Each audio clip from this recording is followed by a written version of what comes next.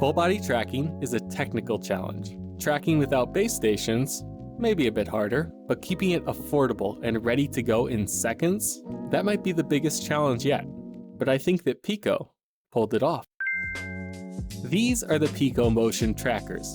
Full disclosure, they were sent to me by ByteDance alongside the PICO 4 Ultra for this video. I've decided to cover these because PICO's motion trackers are unlike anything else I've featured on this channel. They use a mix of different tracking methods to cover for each one's weaknesses. In addition, PICO's implementation eliminates a lot of the friction that typically comes with full body tracking. There are trade-offs though, which I will get into. So we have two different products here. There's the original PICO motion trackers, which include 2 trackers and 2 straps, one for each ankle. This launched some time ago, and of course just focuses on getting the legs working. I saw it as something for light motion gaming at the time. The 2 tracker kit retails for €90, and in a separate kit there's an additional hip tracker, available for €50. Now, speaking American, that's about $160 USD converted. I have no word on official US support. The PICO mobile app is required for buying games. I did hear there's a beta for Apple Test Flight, but it's not on the US App Store, which is annoying. If you're early enough to this video though, there may be a sale on the headset, so check the description. Back to the PICO trackers. This is significantly less expensive than many other tracking options. The only thing that would be close is SteamVR, which is available for $195 for the base kit. But that does include 5 IMU trackers.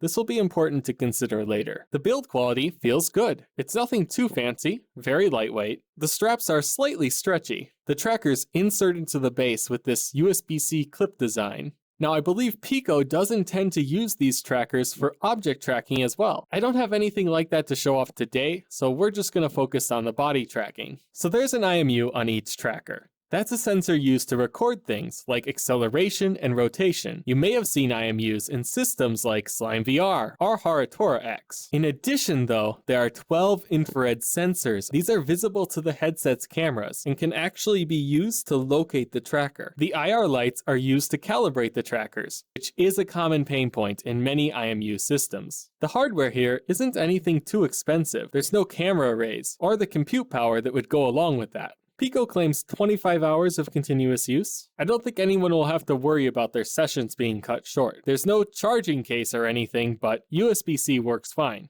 Side note, check out this world we're in. This is the PICO Dodgeǃ world by WispyWoo. It's made in collaboration with PICO, so there's a little game for you to test out your motion trackers. I think the cozy vibe was nailed here. I was able to join it from Standalone too. Now let me explain what I mean by friction. Friction is anything that gets in your way or slows you down when you're trying to do something.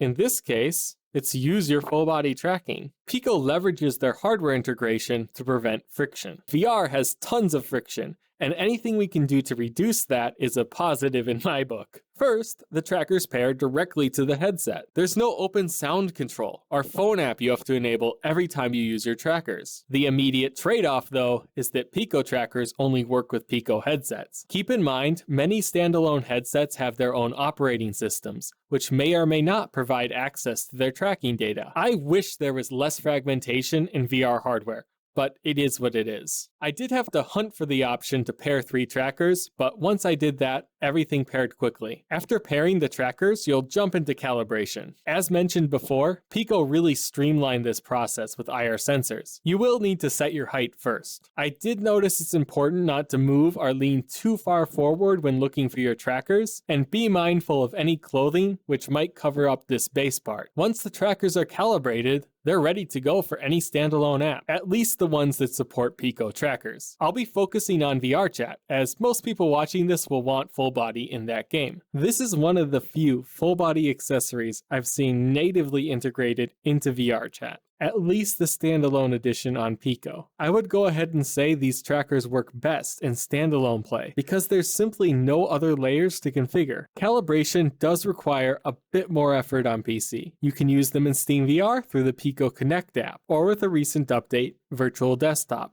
Both of these options generate emulated tracking points which show up in SteamVR. This means on the PC version of VRChat, you will need to do a T-pose to align the virtual trackers with your model. You'll probably want to do this after the calibration of PICO trackers because the tracking points should be close to the anchors in VRChat, especially when it comes to the hip tracker, or else you'll get some misalignment when sitting down. There's something else to consider for PC VR, and that is the floor height. When I was setting up my PICO headset with SteamVR, it asked me to place the headset on a table and then measure the distance to the floor. This wasn't the most accurate result, so I strongly recommend using an app like OVR Advanced Settings, setting your controller on the ground, and then using that to measure floor height. So yeah, things are a little less seamless on PC VR, but nothing out of the ordinary. I've seen many new tracking systems use skeleton models of the human body, and it's starting to feel like SteamVR trackers are just a holdover from base station systems. Fair warning, not every PC game will be tested with the PICO trackers. Even though you will have SteamVR tracking points, they may or may not work how you expect them. I'd probably do a quick check and see if anyone else has tested it in a particular title if you're buying these from more than just VRChat.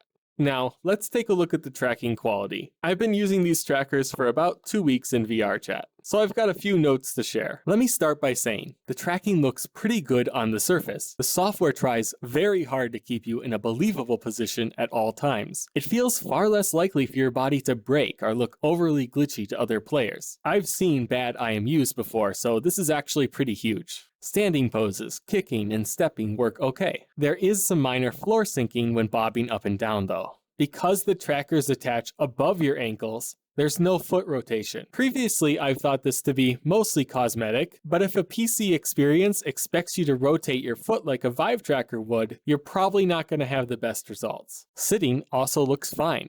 You'll need to be more careful with the hip tracker, as if it's shifted, it can affect your leg alignment. Expect to see some deviation because of this. You can also lay down. This does seem to be where the estimation is most challenging though, especially when close to the floor, twisting your body around. It conveys your pose pretty well, and it's fine for laying around and chilling, but not exactly rock solid alignment. Still really improved by the hip tracker though, from what I've seen in older videos. So IMUs have some amount of drift, where small errors build up over time and lead to misalignment. There's typically some level of software correction to help mitigate this issue. PICO trackers attempt to fix drift by using the IR sensors, kind of like the calibration. You might see a pop-up which encourages you to look at your trackers when misaligned. I'd get this mostly after laying down or sitting back for a while, and have to stand up and look down for things to sort of figure themselves out. If the hip tracker gets totally misaligned though, I end up having to do a full reset. If you're looking for a more solid number, PICO calculated the accuracy to be about 5 centimeters. You can feel that 2-inch error when you're trying to be precise with your movements. With that range, I'd say this is more of a casual product than something for professional mocap.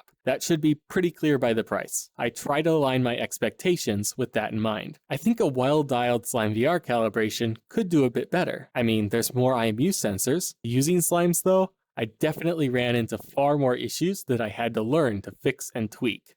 Overall, PICO's trackers are affordable and take a lot of the friction out of using full-body VR. Some users may want a bit more accuracy, but for hanging out in VRChat, they make sense.